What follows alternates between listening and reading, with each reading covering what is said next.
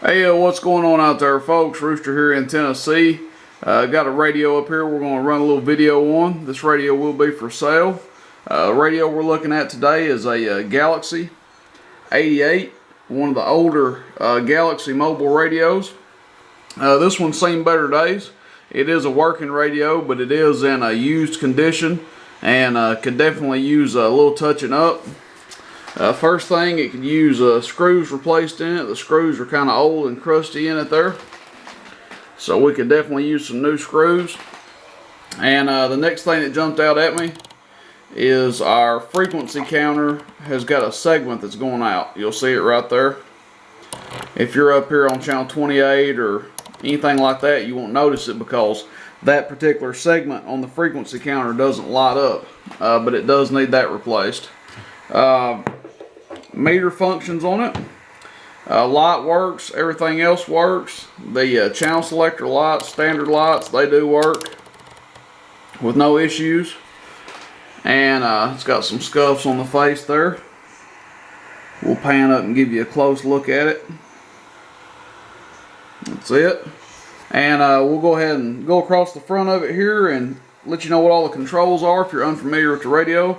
Volume and squelch, pretty self-explanatory. Echo, tone control, that's your echo. Each knob adjusts one side of the echo.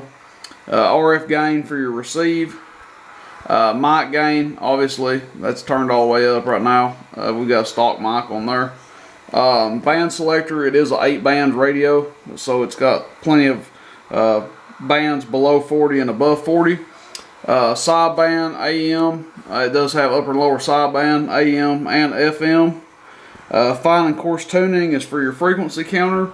Obviously our channel selector over here, and then you come over to this side. This button turns our freq counter on and off. This changes your bands from high to low. So you go to, for instance, if we're on the E band, that takes us to A, or vice versa.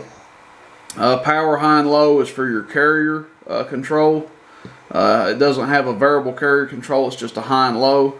Plus 10 kilohertz here is your split channel button, and then you have your Roger beep and A&L filter up here. Roger beep does work, works just fine. We'll get into the performance of the radio.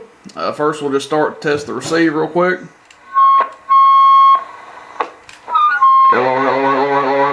That's dummy load to dummy load. Radio does receive. We'll check it on average power first. That's a 50 watt slug, so that means we'll be looking at the middle scale. Keying about 2.5 watts. Audio 1, 2, 3. Hello radio 1, 2, 3. About 9 watts average.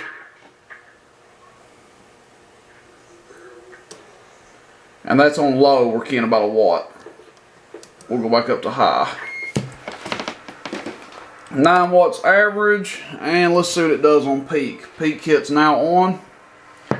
Hello radio 1, 2, 3. Hello radio 1, 2, 3. Hello radio 1, 2, 3. Audio test 1, 2, 3. Audio. About 35 watts peak.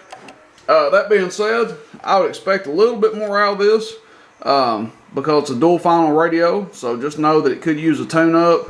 It is a used radio, so there may be some minor issues that aren't apparent right now. But from what I can tell, it does receive, it does transmit, everything works on it with the exception of that frequency counter segment.